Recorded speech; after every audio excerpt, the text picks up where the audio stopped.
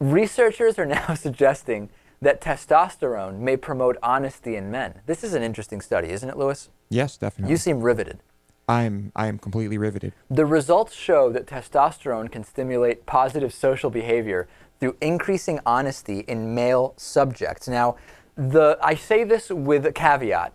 The hormone has been associated with higher levels of aggression and criminality, although some of those associations are being questioned. So I think, is that a fair way to put out that information with a caveat? Yes. The study was published in the online journal PLOS One, P-L-O-S-O-N-E, and the lead author of the study is Dr. Matthias Wibral, and he says that the disadvantage of many of these studies is that they correlate the subject's testosterone level with behavior, while adding that his current paper is a statistical paper, not a clinical study. And they did a test where they took 91 healthy subjects.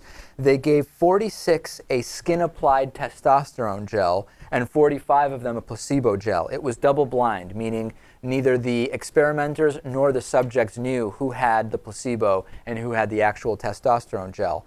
And then they participated in a game where they were playing a game of dice in a booth, and based on their score, they would get money. And the research team noted that it was set up in a way where the participants could lie, and nobody would know what their scores were, and they just enter their scores into a computer. You put a higher score, you get more money.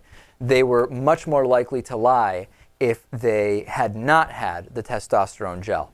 Now, I have to say, could we argue that being hyper honest is actually antisocial behavior, in the sense that if you really don't care about hurting someone's feelings with so-called white lies, you're brutally honest, that it could actually lead to negative social connotations? We're digging pretty deep here. Well, I don't know that it's digging that deep. In other words, if we believe that testosterone is associated with antisocial behavior like criminality and aggressiveness, it could be argued that hyper-honesty could also lead to antisocial type of situations.